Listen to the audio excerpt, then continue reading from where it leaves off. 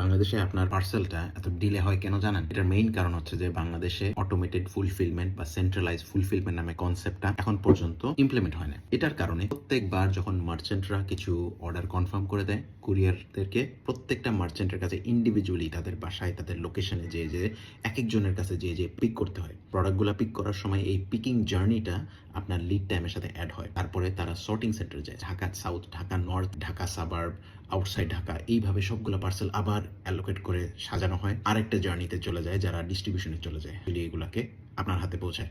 তো এই জার্নিটা অনেক লম্বা। সেন্ট্রালাইজড ফুলফিলমেন্ট বা অটোমেটেড ফুলফিলমেন্ট জিনিসটা কিভাবে হেল্প করবে? এখানে সবচেয়ে এন্ড কনজিউমার যারা অনলাইন কনজিউমাররা সবচেয়ে বেশি থাকে, ফর এক্সাম্পল মিরপুর, এই জায়গাতে কেউ যদি একটা ফুলফিলমেন্টের কাজ নিয়ে আসে, যে সে প্রত্যেকটা মার্চেন্ট হচ্ছে যে তাদের পণ্যগুলো এই ফুলফিলমেন্ট সেন্টারে রাখবে, এবং এইটাতে রাখাতে মার্চেন্টদের কোনো স্পেস লাগলো না। ডাইরেক্ট ইম্পোর্টারের কাছ থেকে, ম্যানুফ্যাকচারিং এর কাছ থেকে ডাইরেক্ট এটা ওই সেন্ট্রালাইজ জায়গাতে থাকবে। 3000-4000 মার্চেন্টের প্রোডাক্টসগুলো এক জায়গায় থাকবে। তারপরে কি হবে? এই কুরিয়ার কোম্পানিগুলো যেরকম স্টেটফাস্ট, পাঠাও, যেরকম রেডেক্স, এরা হচ্ছে যে একটা জায়গা থেকে এসেই প্রত্যেকটা পণ্য উঠিয়ে তারা ডিস্ট্রিবিউট করে দিবে ডাইরেক্টলি, কারণ এই জিনিসগুলো অলরেডি সর্ট করা থাকবে, প্যাকেজ করা থাকবে, টেপ লাগানো থাকবে, সুন্দর করে গুছানো থাকবে, এবং এটা যতক্ষণ পর্যন্ত না হবে ততক্ষণ পর্যন্ত লিড টাইম বেড়ে যাবে, এবং আলটিমেটলি ই কমার্সের ফ্রিকশনগুলো কমবে না, এবং এন্ড ইউজাররা সবসময় ডিলে প্রোডাক্ট পাবে।